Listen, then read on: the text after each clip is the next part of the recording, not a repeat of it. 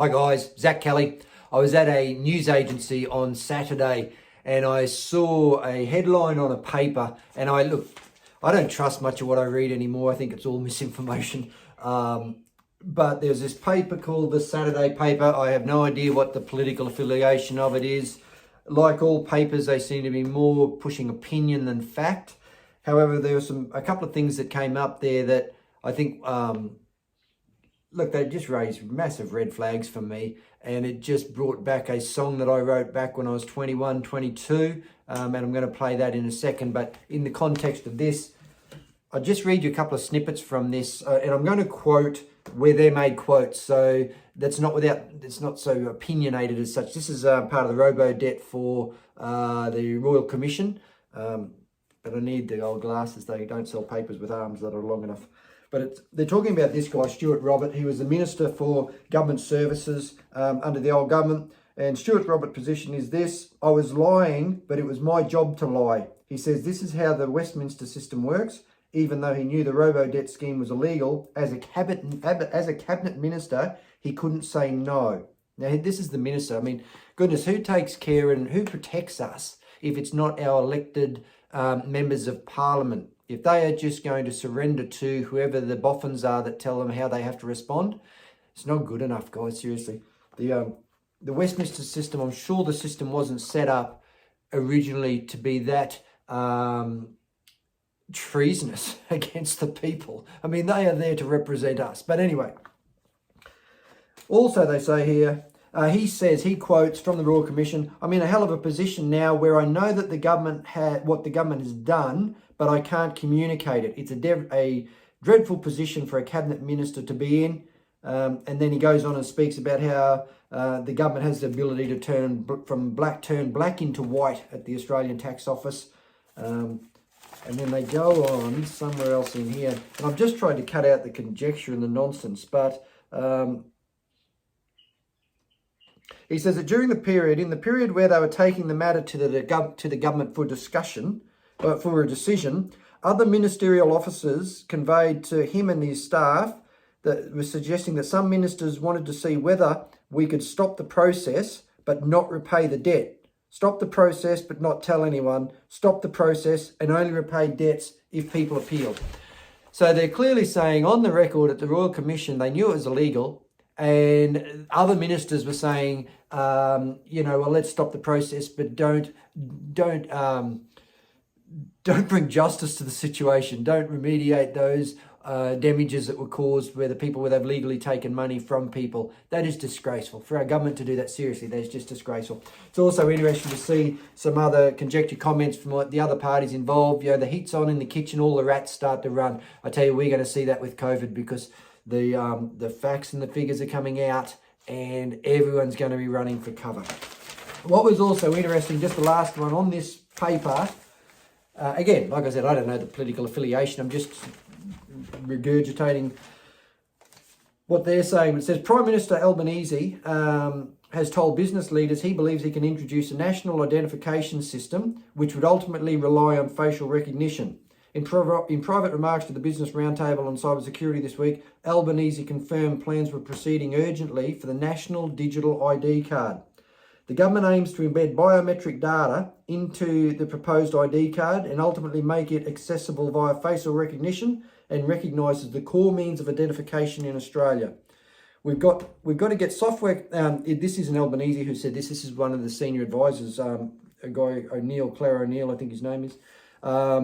We've got to get software companies to design security into their software. We've got to get telecommunications to do what they can to do in the back end to effectively reduce cyber risk. So they've got to voice print us all so that we're totally traceable with everything we say, and the software to track everything we do.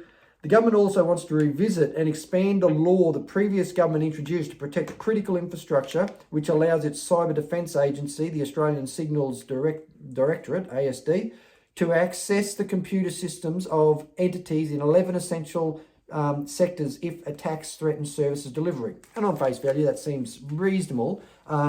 These sectors are communications, data storage or processing, financial services and markets, that means your bank accounts, guys. Water and sewage, energy, health and medical, meaning all your medical records. That could give you access to or denial from certain services in society if they're accessing your medical records and you're not up to date with their schedule, vaccination schedule, for whatever that big fear campaign is at the time, or profit generate. I'll shut up. Higher education, research, food and grocery, transport, space, technology and defence industry. The current process put in place by the previous government says it only provides a step-in powers to address direct service disruptions, not data.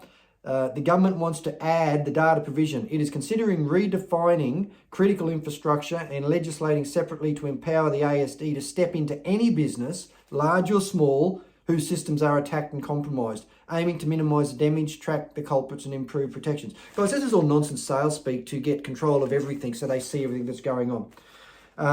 The previous government restricted the law's application to critical infrastructures only, but it clearly goes and shows that the government has the intention to get into every business. It's saying, but the corporate sector is pressing for greater protection from the government, not by the government, but from the government, from their intervention. O'Neill, who's the government boffin, says, we've got to get companies in a certain place where they see the government as trusted partner so we can get in and help them. She says, there must be a partnership between government and companies that allow them to link arms and walk together and manage it together. What a pile of crap. Okay, so this song is a song I wrote when I was a young fella, and I hated the government then. But it's called Another Man's Rules, and it just very much talks about, goodness, this is exactly where it's going. We really need to be diligent. If we just want to sit back and go, where it happened, it's going to happen. So we can't be fools. Now is the time where we need to stop it before it gets a start-up. That article went on about Albanese thinks he can bring that digital ID in a way that won't cause community upset like it did when Bob Hawke tried to bring it in back all those years ago. Aussies don't want it. We don't want it. Anyway, this song is called Another Man's Rules. Why do we think we cannot change things?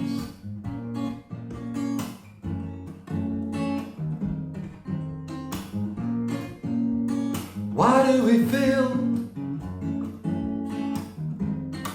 it's all in vain?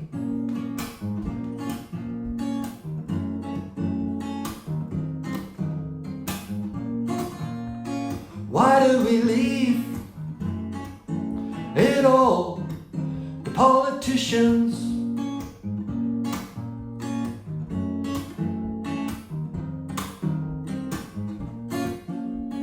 Why can't we see to them their powers again?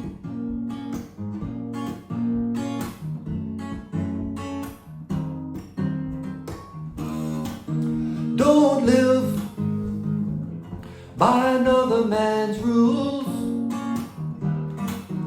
Don't give to the misguided fools. Don't leave your opinion unheard. Let's work together now.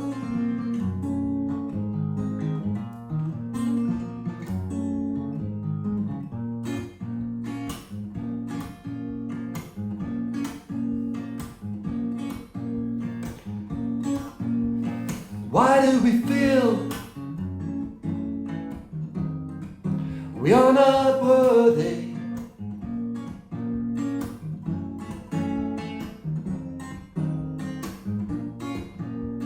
Why do we doubt that things can change?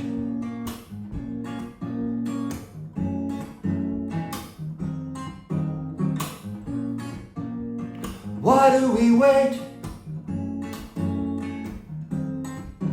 for their approval?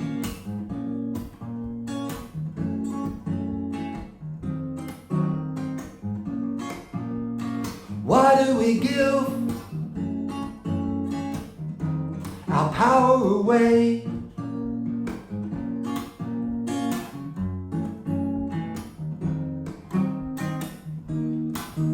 Don't live by another man's rules.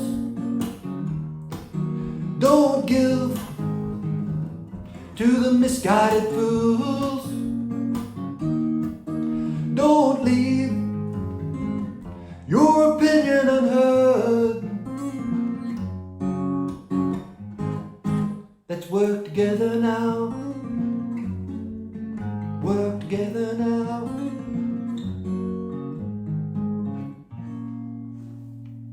What do you reckon? Keep it? Kill it?